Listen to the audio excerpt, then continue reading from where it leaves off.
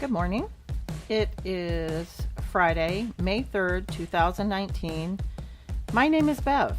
This is the Bev D Show. Hey, it is not your imagination. It is 6:20.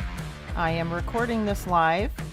However, usually I'm doing this at 7 a.m. Eastern.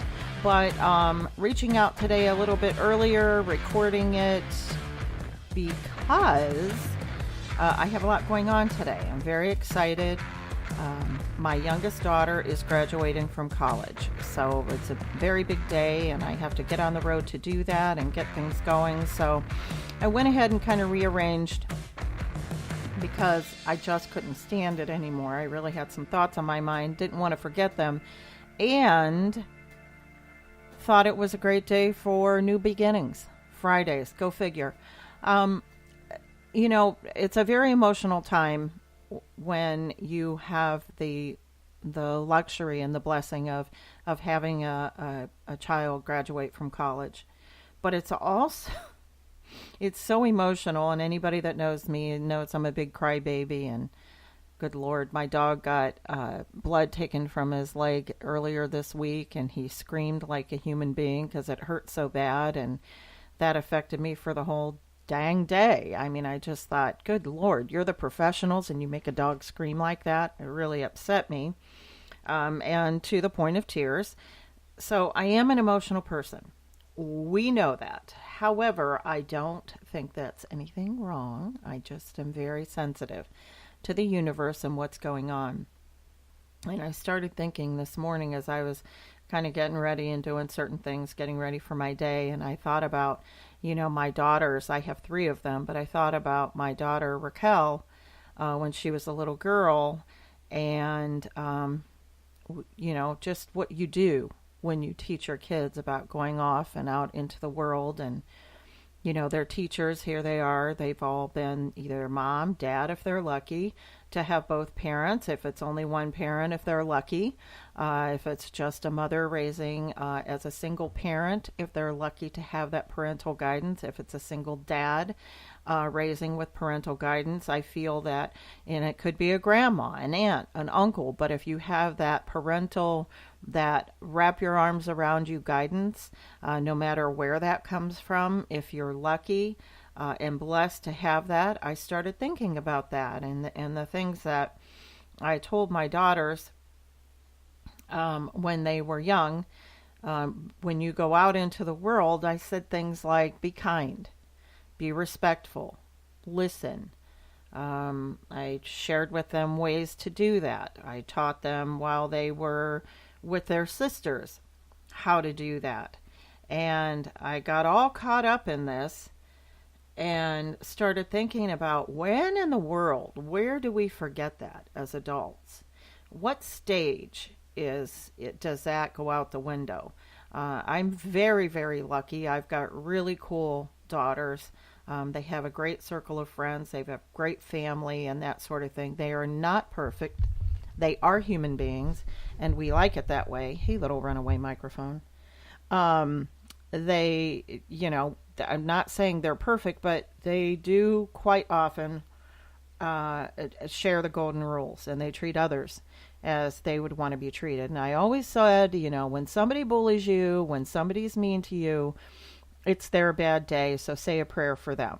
Call out to the universe, hey, whatever's going on with that guy, because he was just mean to me, or a girl, or a little boy, or a little girl, whatever have you.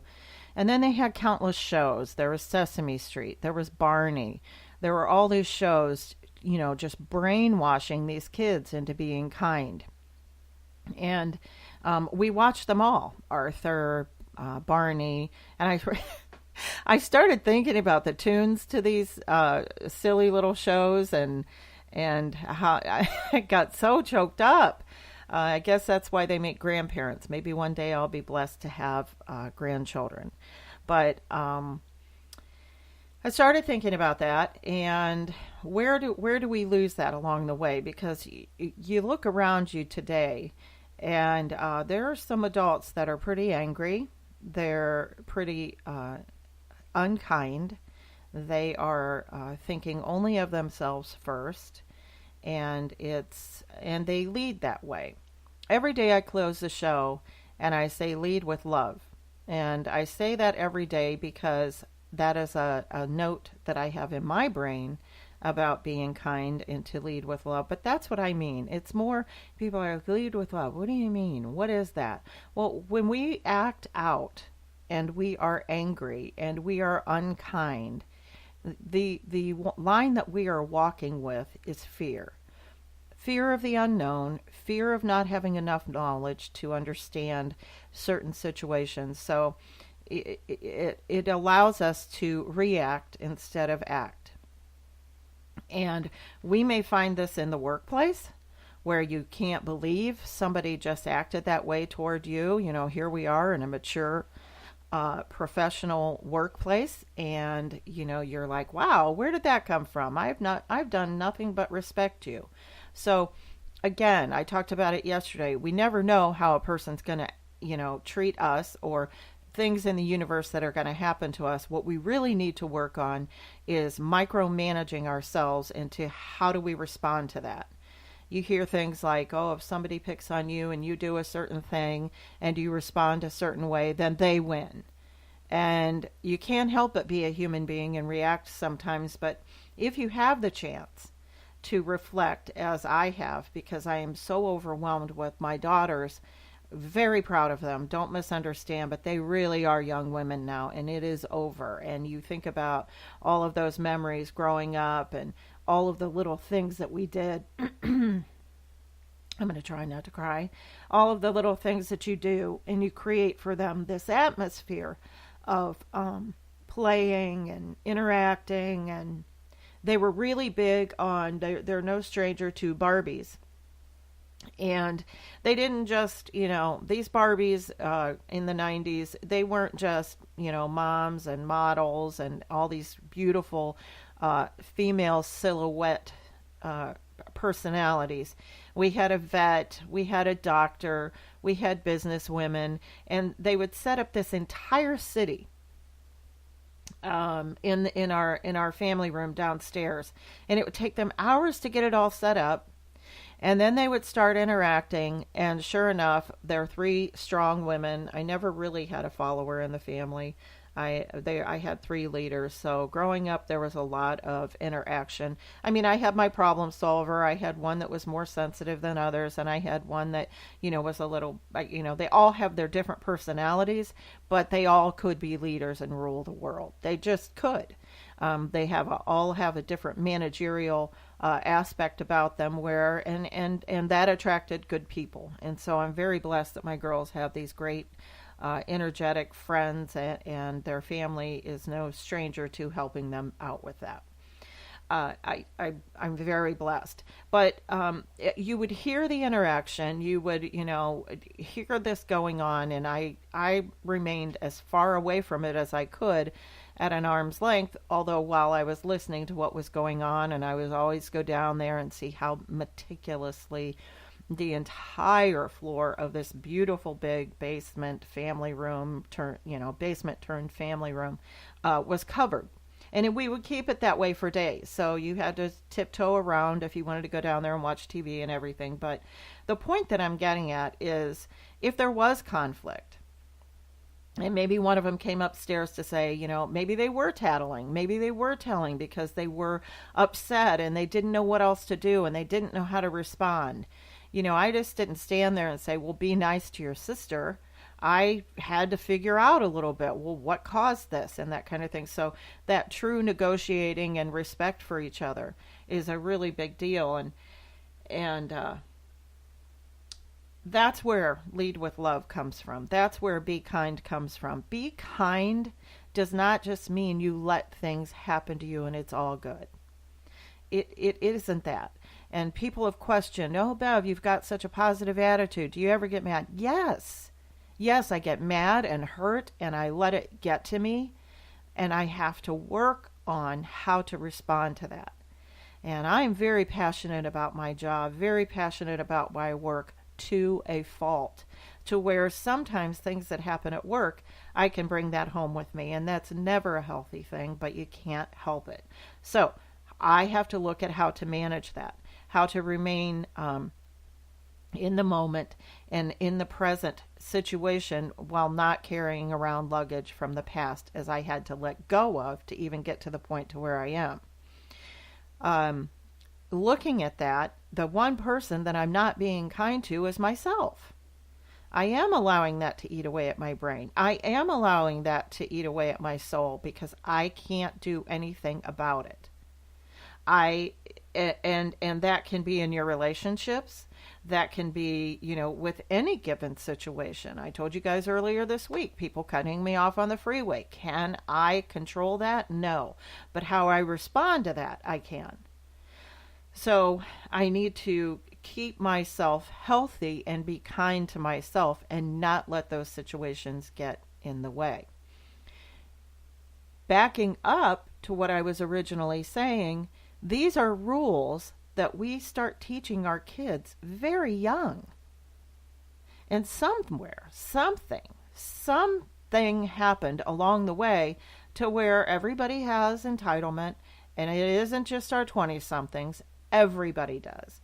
I love how older people are making fun of this generation of 20-somethings, and they've got all these names for them, and it absolutely puts a pit in my stomach, because if you're an adult and you're name calling younger kids, you are in fact as much of an ingredient to that problem as they are if you think they're doing wrong.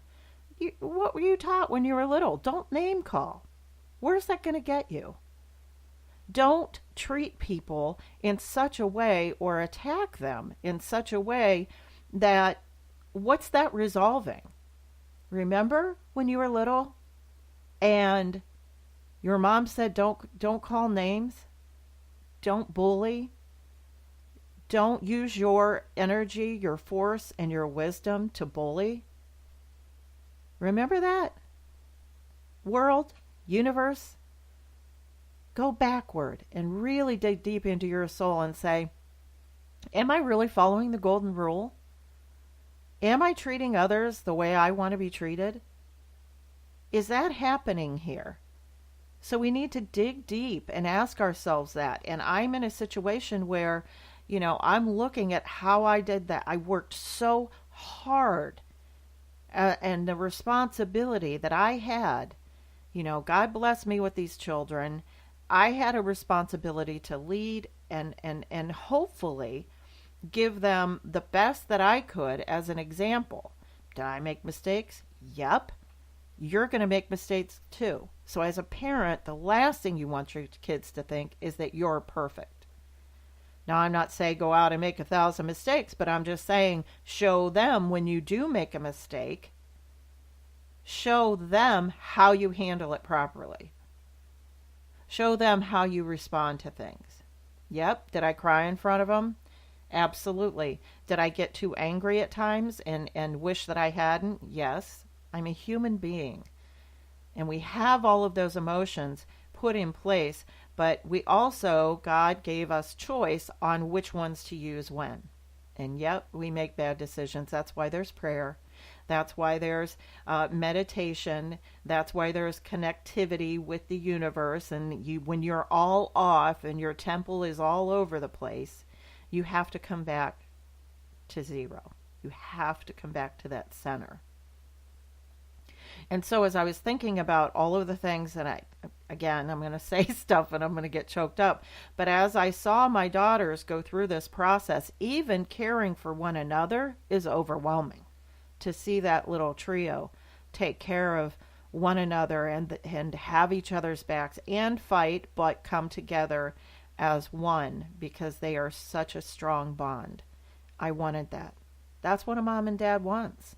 They do. That's all you could ever want is that. It's one of the most important things. And you hope they make good decisions, and you watch them make bad decisions, and you hope that they respond to it. That's training.